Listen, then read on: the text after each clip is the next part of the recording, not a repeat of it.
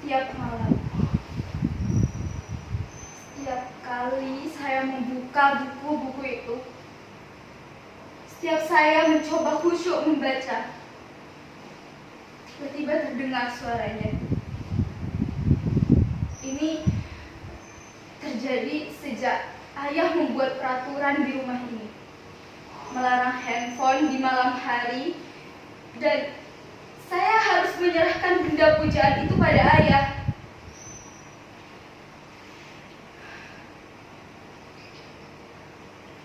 Maka saya akan duduk di bangku itu, menghadapi buku-buku bisu dan tak asyik itu, sampai saya tertidur. Ayah atau ibu, mereka bergantian seperti tentara jaga malam, akan datang ke kamar ini setiap 1 jam sekali untuk memastikan bahwa saya masih membaca sebelum pukul 10 atau 11 malam waktu saya untuk tidur.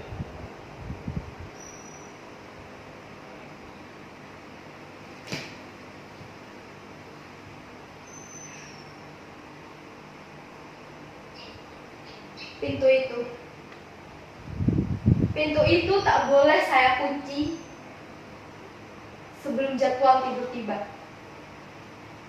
Ini peraturan kedua. Sebentar lagi, sekitar 15 atau 20 menit lagi, salah satu di antara mereka akan datang ke kamar ini. Itu artinya saya harus ada di bangku itu membaca. Tapi sebelum hal itu terjadi, izinkan saya berbagi cerita dengan hadirin sekalian, baik yang menyaksikan secara langsung nasib saya di kamar ini maupun melalui Zoom. Ya, saya sendiri bukannya tak berusaha. Segala upaya sudah saya lakukan, mengingat berbagai nasihat, kata-kata mutiara, semboyan, pepatah, pantun yang penyemangat belajar, dan kritik tajam para pakar itu mengenai bahaya kecanduan handphone. Tapi herannya, semua hal yang membuat orang lain termotivasi tak juga membesarkan semangat dan gairah saya membaca. Ya kalaupun berhasil, itu hanya 10 atau 15 menit saja. Setelah itu menguap lagi. Sedangkan kritik tajam para pakar itu tak juga mengurangi kerinduan saya untuk selalu dekat dan bersama handphone.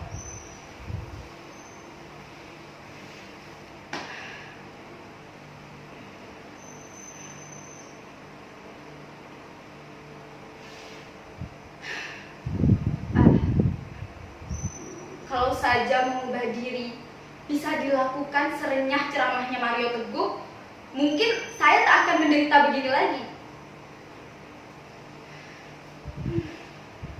Apa?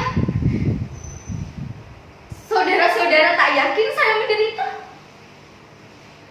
Apakah tak terlihat beban derita itu di wajah saya ini? Disorot mata saya, digetar suara saya, di seluruh tubuh saya ini.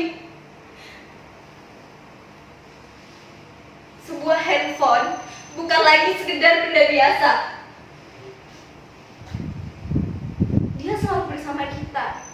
Dia adalah bagian terpenting dari diri kita, bahkan hidup kita.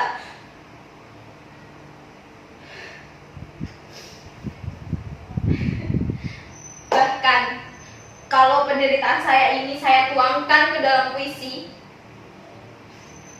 saya kira saudara-saudara tak kuat membacanya tanpa menitikkan air mata. Tak percaya?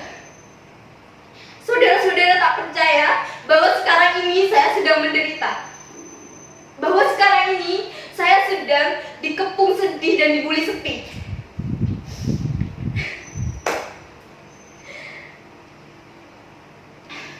Itulah mengapa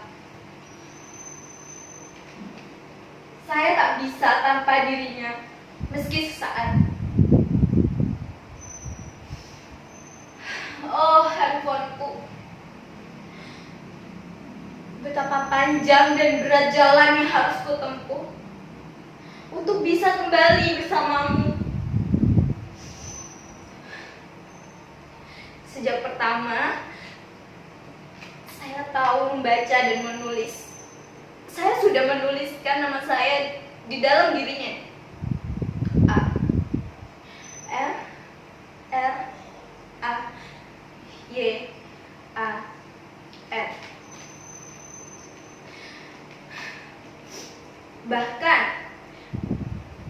dia telah menyimpan nama kita dan seluruh memori kita di dalam dirinya. Dan kita telah menyimpan password dan kunci untuk membuka dirinya di dalam benak kita.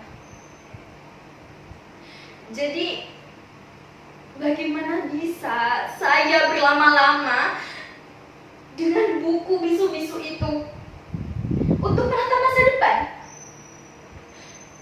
Itu sangat menghabiskan waktu, tenaga, dan pikiran. Coba bandingkan kesetiaan dan konsistensi mereka dengan kita.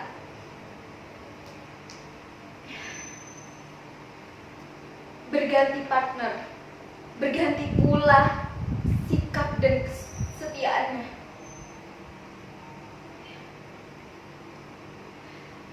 Kadang kalau saya tak kuasa menahan rindu padanya, saya ambil casing HP-nya, saya dekatkan ke dada saya seperti ini.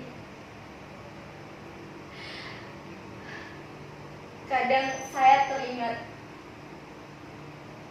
di mana hari-hari dramatis kami, ketika dia lemah dan kritis.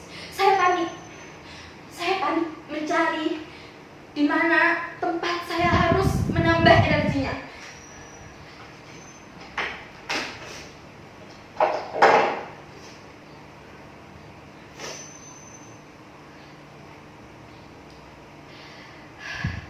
Tak ada yang lebih menyenangkan selain mendengar suara renyah dan riangnya.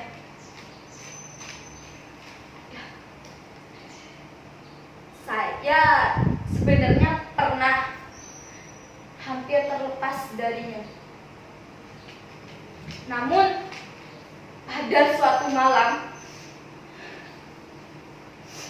saya memergoki ayah dan ibu saya duduk asyik dan begitu intim dengan handphone masing-masing. Dan saya merasa dihianati sejak saat itu. Kemampuan saya untuk selalu dekat dengan dirinya menurun. Ya, saya teramat dalam mencintainya.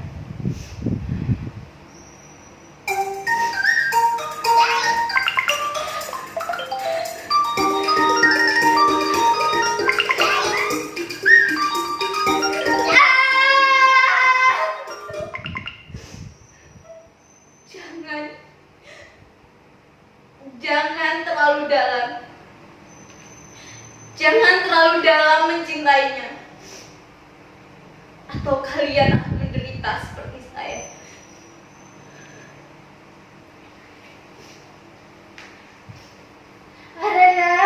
Ada apa nak?